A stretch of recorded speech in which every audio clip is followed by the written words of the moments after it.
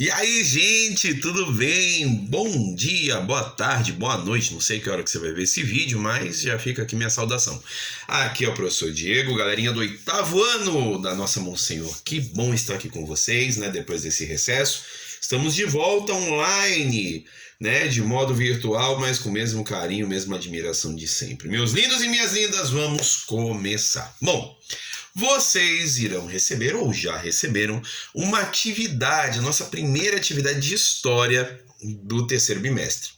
É um questionário com 6 perguntas, deixa eu confirmar aqui, 1, 2, 3, 4, 5, 6 perguntas que vocês vão responder para me entregar, certo? E aí, pessoal, eu tô gravando essa videoaula para que vocês aí do outro lado possam ter, digamos assim, uma melhor condição de responder essa atividade. Ela é baseada no livro. Se vocês lerem o comecinho da atividade, vocês vão ver que essa atividade é baseada no livro, entre as páginas 55 e 61, dando aquela reta final da Revolução Francesa. Então a gente vai falar aí sobre a Revolução Francesa, os momentos finais. Para ser mais específico, para deixar mais claro, é o momento que Napoleão Bonaparte, que é um cara que a gente não falou sobre ele no bimestre passado, então a gente vai falar sobre ele agora, ele assume o governo na França, né? Então, antes de falar das perguntas e da atividade,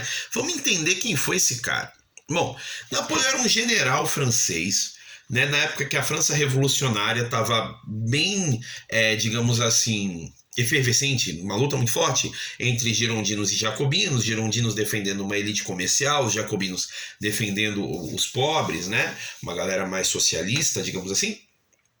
O Napoleão, ele era o responsável por garantir a segurança das fronteiras francesas, né? Um grande líder militar, um grande líder de exército que fez da França aí uma grande força militar, né? Então ele era um cara muito bem visto na França por seus avanços, né? Por garantir aí a soberania francesa nesse período, né? Vários países queriam destruir a França, né?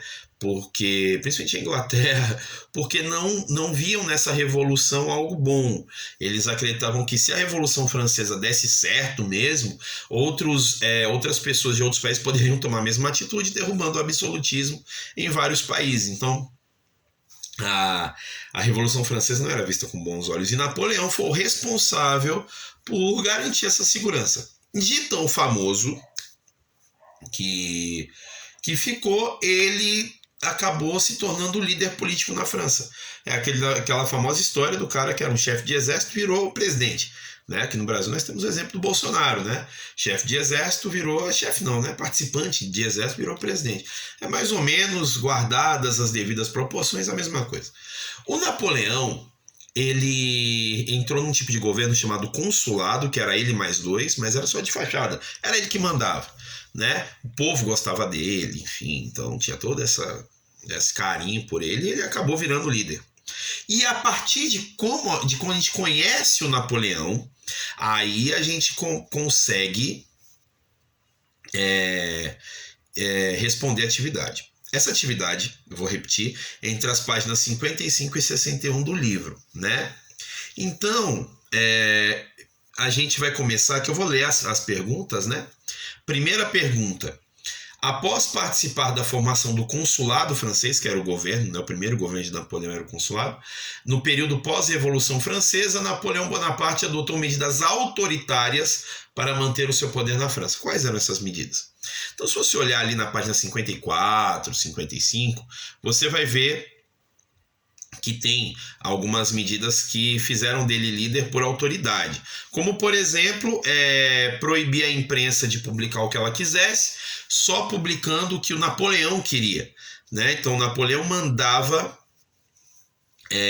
na imprensa, ele mandava também nos demais políticos, né? Só podia publicar, só podia promover leis se ele permitisse. Então, é muito importante a gente perceber que o Napoleão, ele usava da sua autoridade militar, principalmente, para mandar nas pessoas e censurá-las quando necessário fosse. Então, dê uma olhada aí na página 54 e 55, tem explicando isso. Pergunta 2. Explique a importância da criação do Banco da França e do Código Civil para a sociedade francesa durante o período napoleônico. Período que Napoleão governava a França. Se vocês olharem na página 55, vocês vão ver que fala do Banco da França, que era onde se controlava a emissão de papel moeda e emprestava dinheiro para a indústria e para o comércio francês. Então, qual a importância do Banco da França? Era um lugar que controlava o dinheiro para auxiliar na abertura de indústrias, de comércio e para viabilizar, para facilitar a emissão de dinheiro para as pessoas. Então, na época, a ideia de banco era muito vaga, um lugar para você guardar o seu dinheiro com segurança, né? O pessoal guardava em casa. Né? Ter um lugar onde você podia guardar o seu dinheiro, poderia fazer uma reserva para usar depois com segurança, com a garantia que seu dinheiro estava lá guardadinho, era muito interessante. E o Banco da França começou a usar desse dinheiro que ele, né, guardava para viabilizar empréstimos. Né? Então vamos emprestar para abrir uma fábrica, vamos emprestar para abrir um comércio, e os juros desse empréstimo eles guardavam também, iam lucrando com isso, como os bancos fazem hoje, né?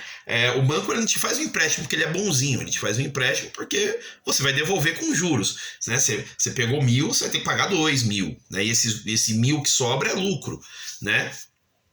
Tecnicamente é isso. Então o Banco da França foi muito útil para dar essa ideia da importância dos bancos para a sociedade.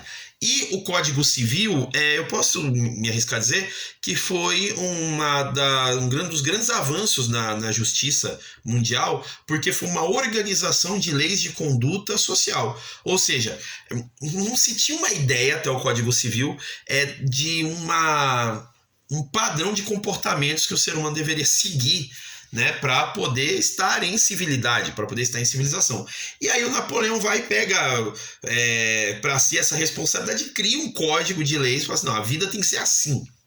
Isso viabiliza muitas coisas. Por exemplo, foi através do Código Civil que foi criado a ideia, né, que foi oficializada a ideia de divórcio. Pra vocês terem uma ideia, o divórcio não era tão...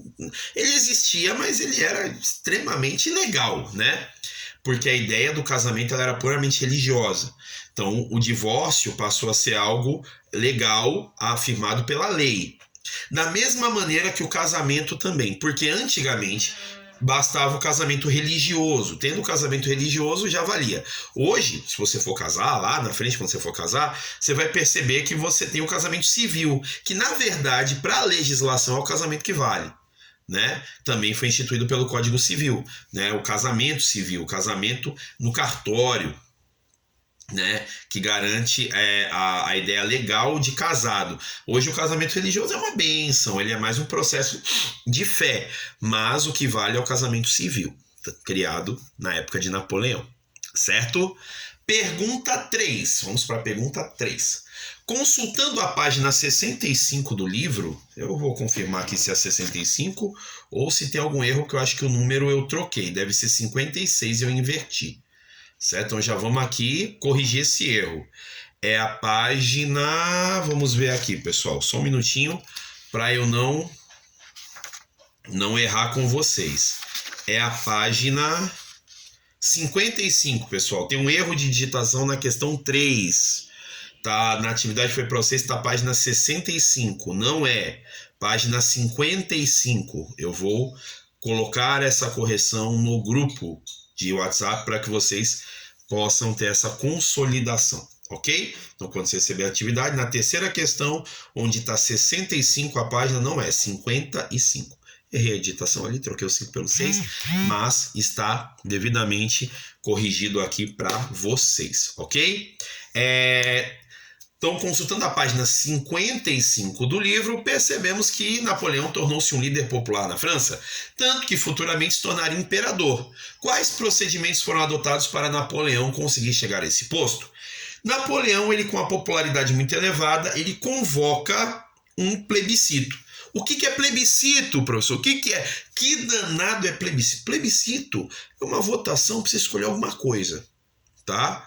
Ao contrário de sufrágio, de eleição, que é quando você vota para escolher alguém. Por exemplo, no fim do ano, agora no final do ano, nós teremos uma eleição sufrágio para escolher o futuro presidente do Brasil, os futuros governadores de estados, deputados, senadores e afins. Então, esse ano nós teremos eleições. Não é plebiscito. Porque o plebiscito é quando a gente vota para escolher uma mudança de alguma situação, a manutenção de algo, não de alguém. Por exemplo, vamos votar para... deixa eu ver aqui alguma coisa. Para aumentar o tempo de intervalo do recreio para 1 hora. Aumentar o tempo do recreio para 1 hora. Isso é um plebiscito. É o povo votando para escolher uma mudança, para escolher algo, não alguém. Né? Não estamos escolhendo alguém, estamos escolhendo o aumento do tempo do intervalo. Então isso é plebiscito, ok? Espero que tenha ficado claro para vocês. Então o plebiscito na França, primeiro, deu a Napoleão o cargo de cônsul vitalício, ou seja, ele ia ser cônsul para sempre. Mas ele não estava contente com isso e convocou um novo plebiscito para decidir se ele deveria ser elevado à categoria de imperador, ou seja, de rei da França, de rei máximo da França. E com isso, ele se torna imperador, através de 2 plebiscitos, onde o povo escolhe, o povo vota para tornar Napoleão imperador da França. Olha só que maravilha. Mas, a partir daí, né, então aqui a resposta, né, já está encaminhada para vocês. A partir daí, a França vai entrar em sérios problemas, porque Napoleão ele vai acreditar que ele pode controlar toda a França e, pior, toda a Europa. Ele pode controlar toda a Europa, ele vai querer dominar todo o continente europeu, ele vai querer enfraquecer os seus inimigos para garantir o poder em toda a Europa, nos países da Europa. Isso vai nos ajudar a responder a questão 4, que diz assim, questão 4. Para dominar a economia europeia e destruir a Inglaterra, que era o seu pior inimigo, um país muito rico, Napoleão desenvolveu o bloqueio continental. O que foi isso? O que foi o bloqueio continental? Vamos ver. Para o bloqueio continental, nós vamos para a página... Deixe-me ver aqui onde está a página do bloqueio continental. Nós vamos para a página aqui, olha só. Página 57, é isso? Página 57, isso mesmo. O bloqueio continental, pessoal, foi o quê? Era uma maneira de... Só um minutinho aqui. Só um minuto. Pronto. Era uma maneira do Napoleão bloquear as ações da Inglaterra. Né? A Inglaterra vendia muito produto para vários países e ele ameaçava os países que comprassem produtos da Inglaterra, dizendo assim: se você continuar comercializando com a Inglaterra, eu vou invadir o seu país. Então ele ameaçava invadir todos os países se continuassem fazendo negócio com a Inglaterra. Qual era a intenção dele? Fazer com que a Inglaterra não vendesse mais nada para ninguém e ficasse pobre, para ele poder invadir, né, e acabar com a Inglaterra. Ele tentou invadir a Inglaterra uma vez, mas na Batalha de Trafalgar, tem na página 57 isso, ele foi derrotado, ele não quis mais invadir a Inglaterra coisíssima nenhuma. Aí ele decide, até porque é difícil invadir a Inglaterra. A Inglaterra é uma ilha, só dá para invadir, na época não tinha avião, só por mar, e os navios franceses não eram dos melhores, né? A Inglaterra era a famosa rainha dos mares, não dava para derrotar. Então, ele tentou empobrecer a Inglaterra, né? Vamos bloqueando as vendas dos ingleses até eles ficarem pobres e a gente conseguir vencê-los, né? E o bloqueio continental foi isso, né? Ameaça de invasão a outros países que continuassem a vender para a Inglaterra. Deu certo num dado momento, em Portugal não deu certo, né? Os portugueses continuaram aliados dos ingleses, não foi uma situação das melhores, mas deu a Napoleão o poder que ele queria para mostrar para o mundo, né, para a Europa, que ele era poderoso. Na questão 5, a gente já vai pular para o fim da Era Napoleônica. Né? O que fez, né? A questão 5 diz assim: quais os fatos que influenciaram o fim da Era Napoleônica vinculados à Rússia e ao governo dos 100 dias? O que acontece? Napoleão, né, bloqueio continental, bem desenvolvido, bem forte, mas ele comete um erro gravíssimo. Percebe que não pode invadir a Inglaterra, tá lá fazendo bloqueio continental, ele parte para o outro lado da Europa, né, do lado esquerdo aqui, a oeste da França nós temos a Inglaterra, a leste tem a Rússia, país muito grande, maior país em extensão territorial do mundo, né, e um grande território a ser dominado, e ele decide então se voltar às suas atenções, enquanto o bloqueio continental não derruba a Inglaterra, vamos atacar o outro lado e vamos pegar a Rússia. Só que a Rússia, e eu gostaria muito que vocês lembrassem dessa informação, tem um problema muito séria. A Rússia é um país muito grande para conseguir conquistar. É imenso, cabe quase 2 Brasis dentro da Rússia, é muito grande. E isso faz com que qualquer investida de exército seja extremamente demorada. Napoleão era conhecido por ganhar batalhas com rapidez. Levava pouco alimento, pouca roupa, pouco armamento para ganhar a guerra com agilidade. O seu exército era treinado para ganhar as guerras com rapidez. Mas com a Rússia isso não daria certo, porque dominar o território russo levaria tempo. Napoleão não sabia trabalhar dessa maneira e decidiu arriscar em uma guerra rápida contra os russos. Obviamente que não deu certo. Eles, ao tentar invadir o território russo, já tiveram sérios problemas de acesso e o seu exército começou a morrer. Para piorar a situação, para deixar a situação mais grave, a batalha dos franceses contra os russos ocorreu no período do inverno. A Rússia, para quem não sabe, fica muito perto do Círculo Polar Ártico, do Polo Norte, onde faz muito frio. A Rússia é um país muito frio. E o exército francês não estava preparado para tamanho frio. Não estava preparado para tamanho frio. E os militares franceses foram morrendo, até que Napoleão perdeu 70% do seu exército. Ou seja, de cada 10 homens que foram lutar contra os russos, 7 morreram, principalmente de frio.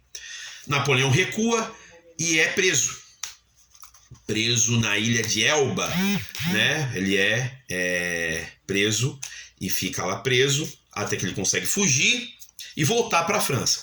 E lá ele começa um segundo governo, que fica conhecido como governo dos 100 dias.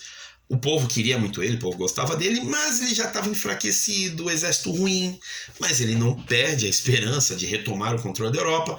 Na primeira batalha, na Bélgica, ele vai tentar tomar o território da Bélgica, em Waterloo, ele perde de novo e é preso de novo. Vai para a ilha de Santa Helena, onde lá acaba morrendo. E assim acaba o governo de Napoleão Bonaparte. Certo? Isso responde à questão 5. E a questão 6 é explicar o que foi o Congresso de Viena e as consequências para a Europa. Na página 61 fala sobre o Congresso de Viena, que não foi nada mais do que uma reunião dos países que derrotaram Napoleão, no caso a Inglaterra, a Rússia, né? A Áustria também, aliado da Rússia, a Prússia, a futura Alemanha, países que ajudaram no processo da derrubada de Napoleão, da sua morte, começaram a se conversar para reorganizar o mapa da Europa, porque Napoleão saiu invadindo muitos países, invadiu a Espanha, invadiu lá no norte a Noruega, ele pegou um monte de países para ele, por conta da questão do bloqueio continental, que eu expliquei antes, e isso foi um desastre. O mapa da Europa ficou todo troncho. O Congresso de Viena serviu para reorganizar o mapa da Europa, né? E se criou uma grande preocupação, os países mais ricos, né? A França ficou em frangalhos, toda derrubada. Houve uma ajuda depois para se criar um novo governo, né? Mas a França ficou muito mal. E com isso, o mapa da Europa se reorganizou e a Inglaterra continuou sendo a grande potência econômica. Napoleão morre sem cumprir o seu objetivo de empobrecer a Inglaterra e nem de transformar a França na dona da Europa, né? Napoleão tenta, mas não consegue. E toda a ideia da Revolução Francesa, de acabar com o absolutismo, morre junto também, né? A França vai entrar em sérios problemas políticos, vai virar república, depois monarquia absolutista de novo. Uma bagunça. E até hoje a política francesa não é a das mais organizadas. Tá? Se a gente for falar das mudanças de governo na França, é um absurdo, certo? Bom, pessoal, é isso, certo? Página 54 até a 61, tem aquela correção na questão 3 que eu vou atualizar no grupo. E eu espero que todos vocês acompanhem o vídeo, façam as atividades, respondam direitinho, para a gente poder garantir os nossos primeiros pontos do bimestre, certo? E eu estou aqui, pessoal, no WhatsApp à disposição de vocês para tirar qualquer dúvida. Podem entrar em contato comigo que eu tirarei as dúvidas que vocês precisarem. Tá joia, pessoal? Bom começo de semestre para todos, que todos continuemos felizes e contentes com votos de que em breve nós estaremos juntos presencialmente, né? Na nossa escola, na nossa Monsenhor. Tá joia? Beijo no coração, pessoal. Fiquem com Deus, uma excelente semana para vocês, viu? Tchau, tchau. Fui!